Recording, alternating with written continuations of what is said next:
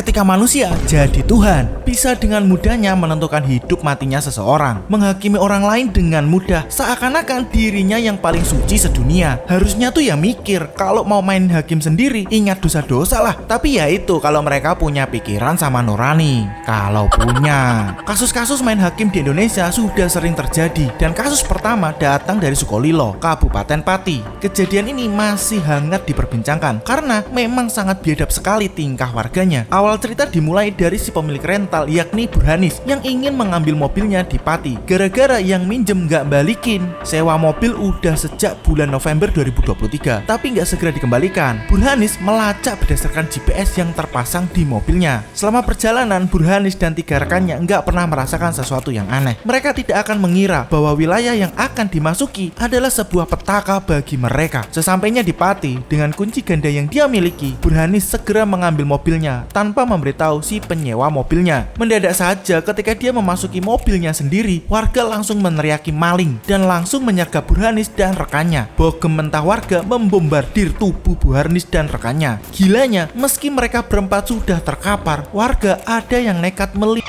sepeda motor, yang ternyata yang lindes itu ya yang nyewa mobilnya Burhanis. Belum lagi nih aksi dari warga lain yang membogem dengan batu besar ke korban yang emang udah terkapar lemas. Kita kasih paham buat orang yang kurang paham. Kita hajar buat orang yang kurang hajar. Sukolilo bos, jangan main-main di sini.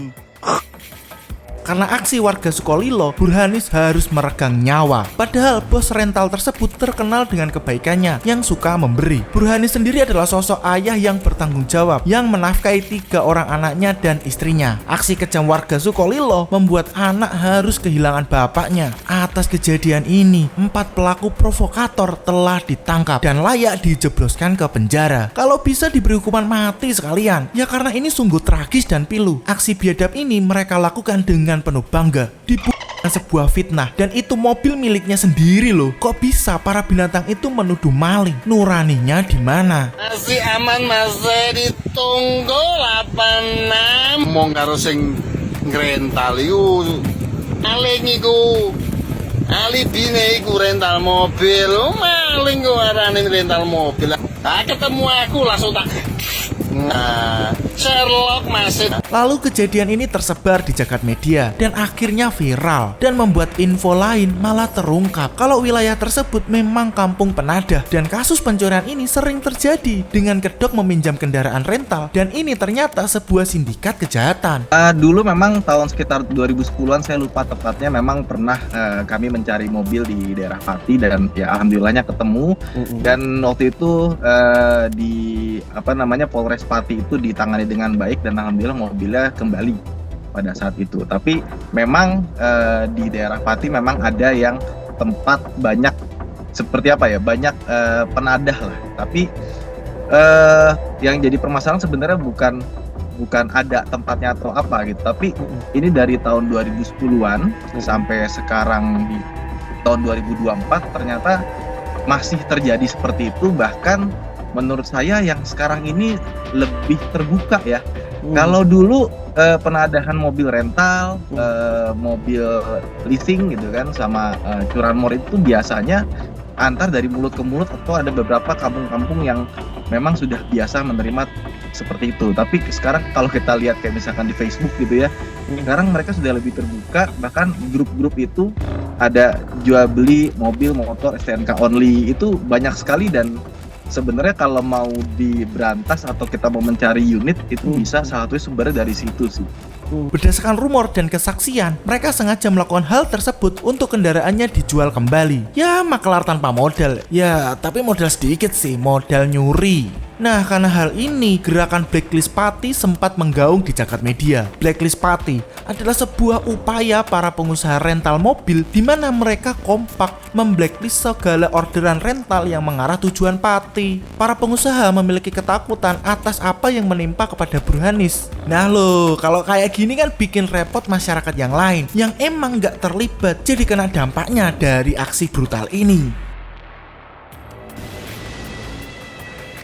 Kasus kedua datang dari Papua Barat. Aksi main hakim sendiri di kota Sorong, Papua Barat sangat memprihatinkan. Seorang wanita parubaya dianiaya dengan sadis dan dibakar hidup hingga tewas. Aksi main hakim sendiri ini berawal dari dugaan penculikan anak yang dilakukan oleh wanita parubaya tersebut di kompleks Kokoda, kota Sorong. Padahal juga ya baru dugaan, tapi massa udah kebakaran jenggot. Gak menunggu lama, massa yang berkumpul lalu menangkap korban dan melakukan penganiayaan secara brutal.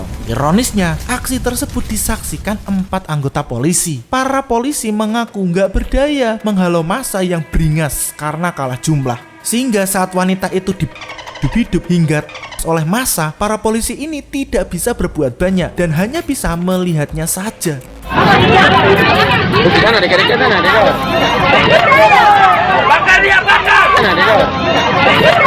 Nah, karena hal ini korban meninggal dunia di tempat dengan luka bakar serius di sekujur tubuhnya. Sementara itu, PJ Wali Kota Sorong, Giordeya Rangga, mengecam tindakan brutal warganya yang melakukan penganiayaan dan karena wanita parubaya hingga tewas. Dirinya sangat menyayangkan tindakan warga yang main hakim sendiri itu. Dirinya juga meminta kepada pihak kepolisian untuk mengusut tuntas kasus tersebut. Pihaknya juga mengaku akan memberikan santunan kepada keluarga wanita parubaya yang hidup-hidup. Gila ya, padahal cuma desas-desus, tapi massa sangat mudah terpengaruh dan bertindak seperti hewan liar. Sadis.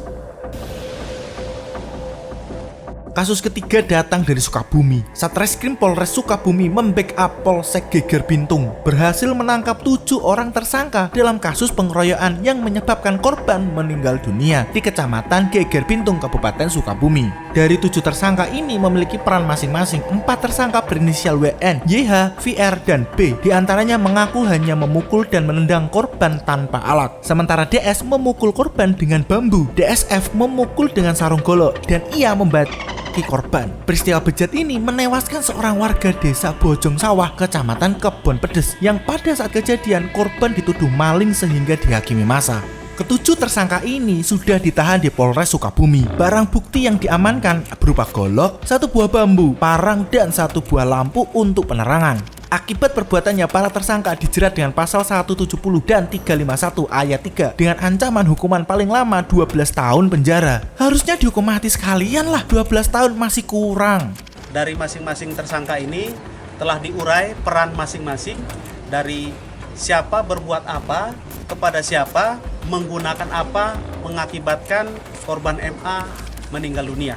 Nah, fakta-fakta ini mengindikasikan warga semakin mudah terprovokasi untuk bertindak main hakim sendiri. Ketololan yang maksimal dan matinya hati nurani juga menjadi penentu aksi main hakim sendiri. SDM yang rendah juga jadi salah satu faktor. Masyarakat menengah ke bawah saat ini menganggap hukum hanya tajam ke bawah, tapi tumpul ke atas. Persepsi itu sudah ada sejak lama dan masih melekat hingga kini. Itu tuh bukan sebuah istilah, tapi kenyataan. Kita sering mendengar bahwa kalau kehilangan ayam, untuk mengurusnya kayak proses hukum ke yang berwenang, kita malah bisa kehilangan kambing. Dan untuk memenangkan perkaranya, kita bisa kehilangan sapi. Nah, hal ini menunjukkan persepsi masyarakat bahwa aparat penegak hukum tidak bisa dipercaya. Perilaku amuk massa ini dapat dicegah dan berkurang secara signifikan jika para penegak hukum dapat bersikap adil dalam menangani setiap kasus. Dan perlunya keteladanan yang ditunjukkan elit-elit penguasa dalam hal kepatuhan kepada hukum. Ketika merosotnya kepercayaan masyarakat semakin luas, menguat, dan dalam skala besar, maka keberlangsungan dan keberlanjutan negara pun kian dipertaruhkan.